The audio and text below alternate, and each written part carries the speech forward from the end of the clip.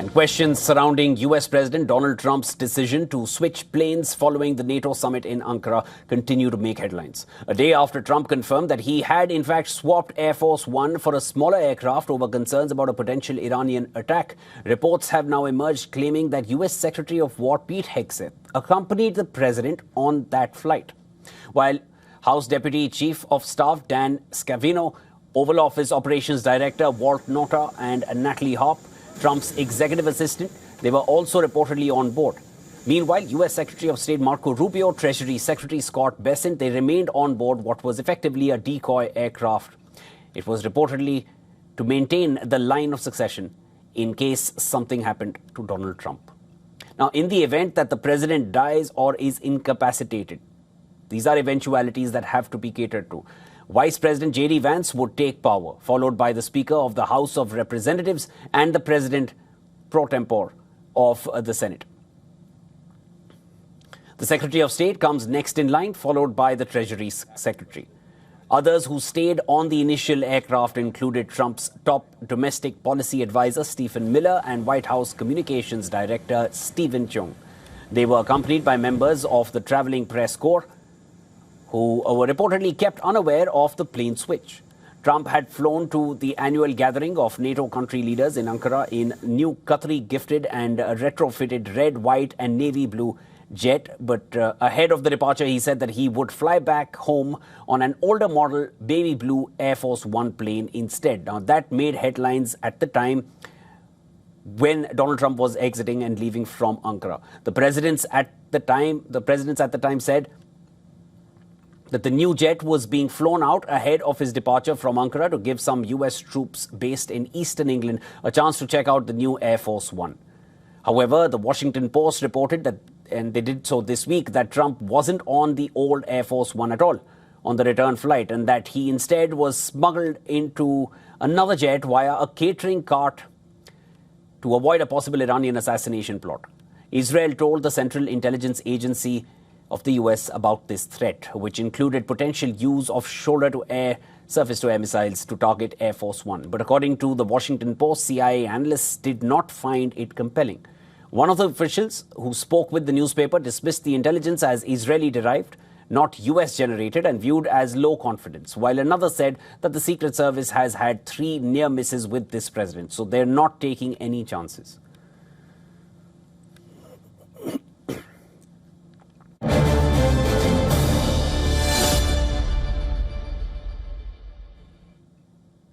Is there a greater reliance on Israel's intelligence over America's own CIA? From Tel Aviv, I'll now be discussing this with Dr. Meir Javed Anfar, lecturer of Iranian politics at Reichman University in Israel, West Asia analyst and co-author of The Nuclear Sphinx of Tehran. Doctor, always a pleasure speaking with you. Thanks so much for making time. What do you make of this? Because these reports, we carried it from the day that Donald Trump had exited from Ankara. Since then, there were reports that surfaced back then as well a month ago that it was Israel who gave that intelligence to the US. And now we're hearing more and more about how he returned back home. Over to you. Yeah, I think what the report, the part of the report that says that the US was not taking US intelligence, was not taking any chances, is probably more correct. There are always differences of opinion within intelligence organizations and between intelligence organizations regarding the validity of reports, regarding the possibility of events.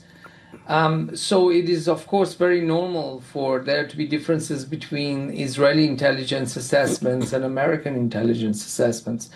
But I think it seems that the thinking was, look, we may not trust the Israeli intelligence reports, but should we take chances anyway? I mean, is it really worth the cost of taking such a chance? Because if it turns out to be right and President Trump is assassinated, then the cost would be tremendously higher.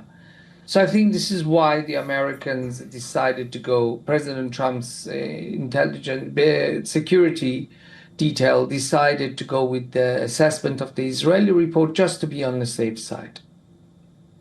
But within Israeli circles, how does that read, or how do you read into it when when Americans close enough to the Israelis at this point as well, and they mentioned that it was the Israeli intelligence that we would, regardless of what our own agency feels, that they don't find it compelling, but still, let's not take a chance. Is that enough to create a doubt on their own intelligence? Are they doubting the CIA's own findings at this point?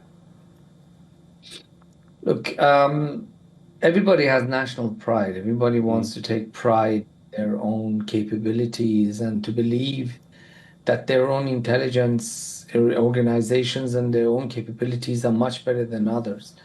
But history has taught us time and again that being arrogant and having hubris regarding your capabilities can be very costly. For example, there are reports that the Egyptian intelligence warned Israel time and again prior to October 7th. Yet the Israeli domestic intelligence services, which is in charge of Gaza, dismissed it. So, and look at the cost. Look at the tremendous tragedy, the awful tragedy that ensued. Had Israel taken those reports from Egyptian intelligence more seriously, we would not be here today. And I think this is also another case that, yes, America has the world's best funded, best intelligence apparatus. Nobody can compete, especially with the National Security Agency of the United States, in terms of resources, in terms of capability to break in almost any encrypted software that there is. Yet at the same time, nobody can see everything at the same time. You always need outside opinion. You always need outside contribution. It always contributes. And I think this was the attitude of the Americans, and I applaud them for it, that they took it seriously. Maybe it was right, maybe it was wrong, but the cost of this intelligence from Israel regarding potential assassination attempt against the President of the United States would have been far higher had it been right than it being proven wrong. I mean, you can't even compare the two. And I think this is the situation here. This is the case here. Yeah, I hear your point. Let me now just kind of zoom out from this. Prior to the 28th of February 2026, Dr. Javed Anwar, there were, and these are official accounts suggesting that there were over 18 national security agencies, US-based agencies that is, that told Donald Trump that there is no imminent threat from Iran regarding any targeting towards the US of any kind of nuclear weapons either. Tulsi Gabbard also mentioned the same during her deposition. There was only Israeli Prime Minister Netanyahu saying that there is an imminent threat. And still US went, at least this administration, went with what the Israeli side was mentioning at that time. Overall, is there a dearth or is there a trust deficit towards their own intelligence agencies, or is there a heavier reliance on what Israel is saying from this administration?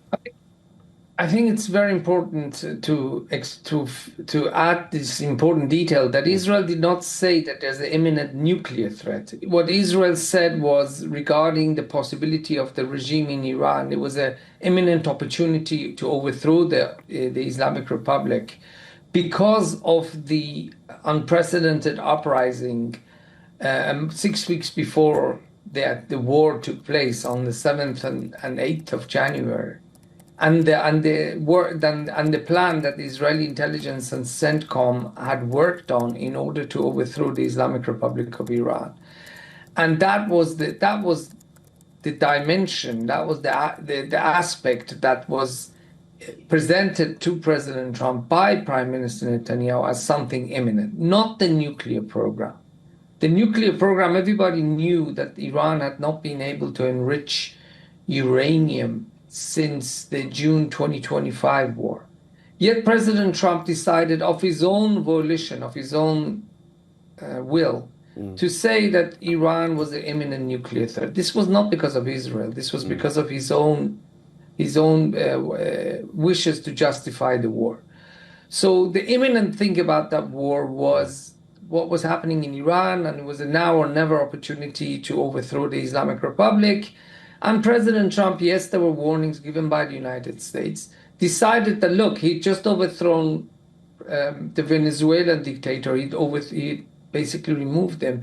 So now it's another opportunity to do that with Iran. And it turns out to be, it didn't work out because after the war broke out, he's the one who canceled the plans to start an uprising in Iraqi Kurdistan because of pressure from President Erdogan.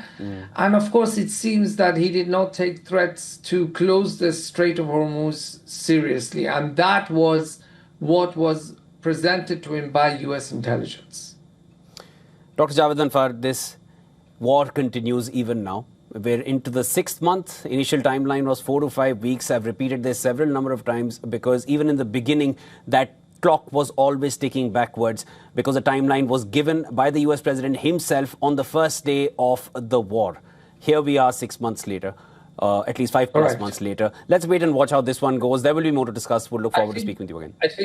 I think it's very important after this war, we're going to see lots of investigations carried out about why this war took place and why it went on so long, because of course mistakes have been made. Absolutely. Fair enough. We'll speak with you again, sir. Thank you.